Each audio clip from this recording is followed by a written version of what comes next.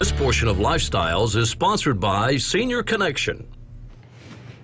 It's time. It's time for open enrollment for Medicare, and I'm sure you have questions, and thankfully, Gina Downs of Senior Connection has the answers. Good to see you, dear. You too.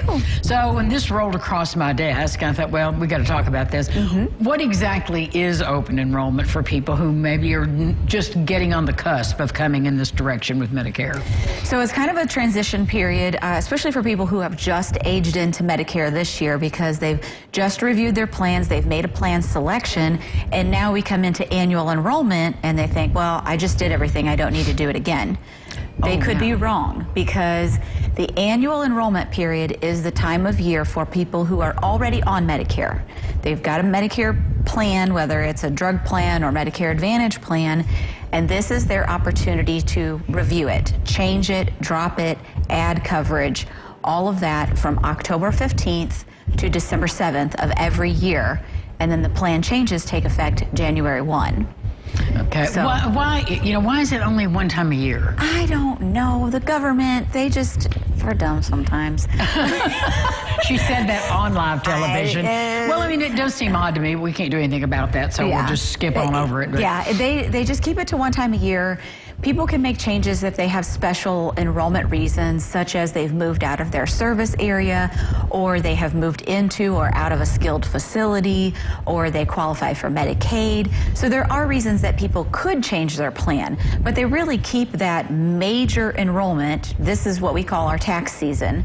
They keep it to one time of year. And on top of that, the enrollment period for those who have the Affordable Care Act or ACA plans, that starts November 1. So then you have the under 65 people that are changing, and you've got these two enrollment periods that hop on top of each other, and so it just adds more to the confusion. And people oftentimes don't know, which is why we're trying to clear some things up. Correct. So what's the good news in this open enrollment and new plans and services? Do you have some good news about it? Well, besides the shingle shot, which is it's a good deal. Yes, so the shingle shot, this will take a side note, but the shingle shot and the tetanus shot are now going to be covered because of the Inflation Reduction Act. Yes. The changes that are happening with the drug plans that are going to take several years to go into effect.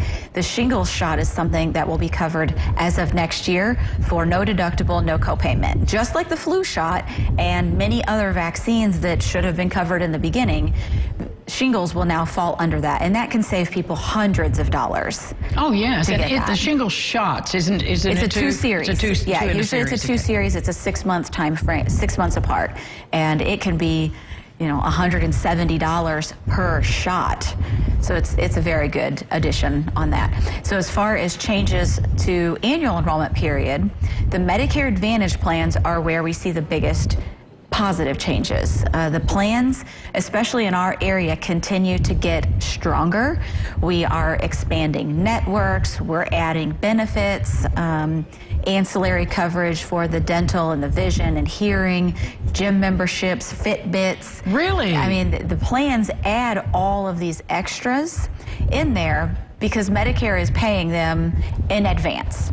So they are providing the same types of coverages that Medicare does, but they have more flexibility with the money that they're given. They have to pay out so much on the dollar to benefits, and they add a lot of the ancillaries for people. No, there's so many choices out there. There are too many. Too many, and so that's why you want to make an appointment with Gina. They just call the office and make an appointment. Yeah, just call the office, make an appointment.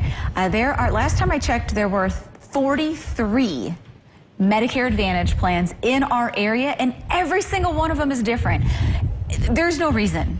In my personal opinion, there is no reason to have that many plans. It just adds to the confusion. Really, we just narrow it down to a few of the strengths, networks, and then go from there. Well, again, that's why I would bow to you and say, here, make this work. Thanks, Gina. Make it make sense. Make it make sense. We'll be back right after this. Stay with us. This portion of Lifestyles is sponsored by Senior Connection.